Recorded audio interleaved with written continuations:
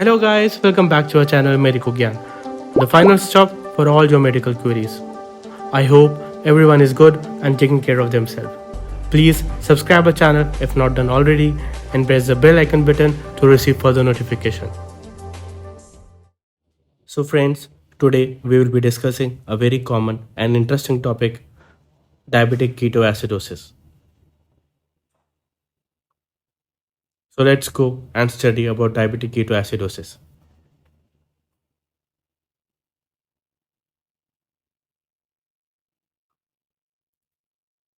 So what is diabetic ketoacidosis?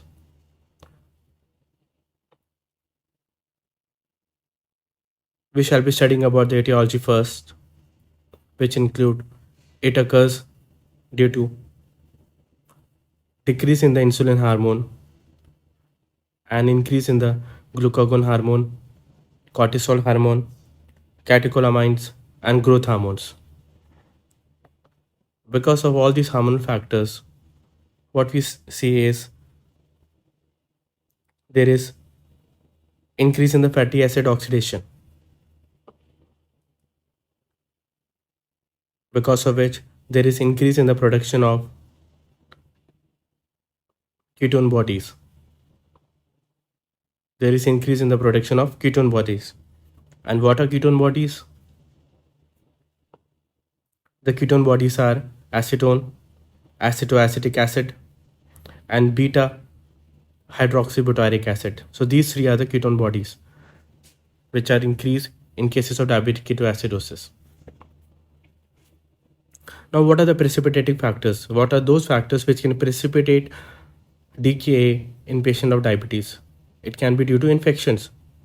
Infections such as pneumonia. It can occur due to UTI. It can occur due to GI infection. Or it can occur due to generalized infection, sepsis. So all these four factors can precipitate DKA. It can also occur due to infarction. The infarction can occur in the cerebral blood vessels and in the coronary blood vessels too. So infection and infarction can lead to decay. Other factors which can precipitate decay include pregnancy and certain drugs such as cocaine.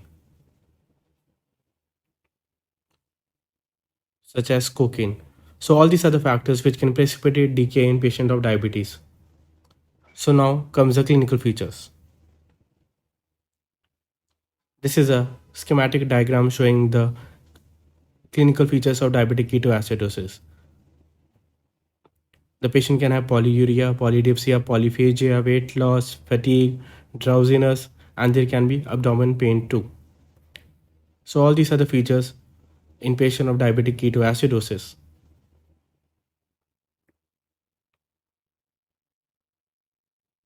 Now we shall be studying about the clinical findings in patient of DKA.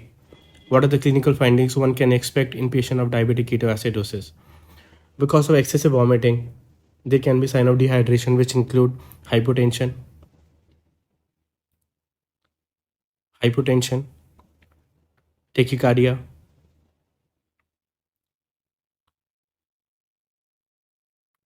tachycardia, and there can be lethargy. Because of dehydration, there can be dryness of the tongue and fall in the JVP. It occurs due to excessive vomiting. There can also be sign of respiratory distress which include tachypnea and Kussmaul respiration. The patient can also present with acidic breath. These patients can also present with tenderness in the abdomen. The pain is so sharp that it can resemble surgical abdomen or acute abdomen. This is a guy showing the pain in the abdomen. The patient can land up with cerebral edema and coma also.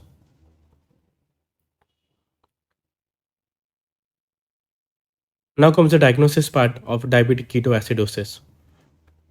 How do you diagnose diabetic ketoacidosis? It is a triad with diabetic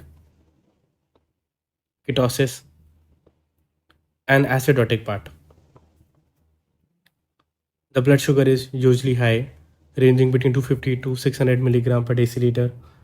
There is increase in the urinary ketone level. The pH usually is between 6.8 to 7.3. The bicarbonate is less than 15, and there is increase in the anion gap. So this is how you will diagnose the diabetic ketoacidosis.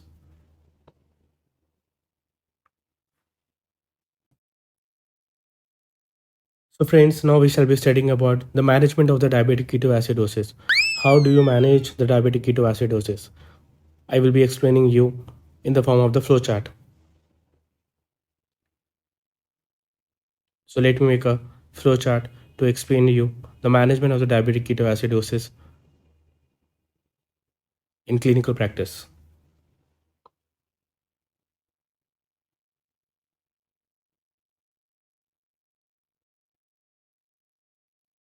So first of all, we can admit the patient if the pH is less than 7 or if the patient is unconscious. Then we have to assess the serum electrolytes, ABG, and the renal function.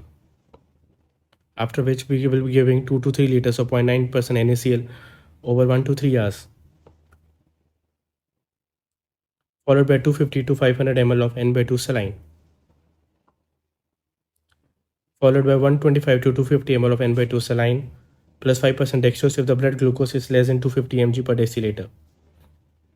And then we will administer regular insulin at a dose of 0.1 international unit per kg bolus, followed by 0.1 international unit per kg per hour as an infusion dose. After which we shall be monitoring the serum potassium level.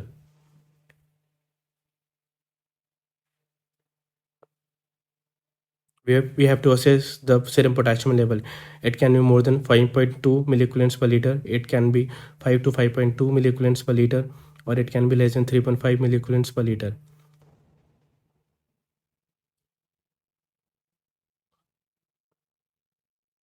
If it is more than 5.2 milliequivalents, no potassium supplements are required. In the middle case, potassium at the rate of 10 milliequivalents per hour is required. And if it is less than 3.5 milliequivalents per liter, potassium at the rate of 40 to 80 milliequivalents per hour is required. So guys, this is in short how will you manage the patient with diabetic ketoacidosis. So thank you guys for watching this short video on diabetic ketoacidosis. I hope everyone understood this lecture well. Please do subscribe our channel if not done already, and press the bell icon button to receive the further notification.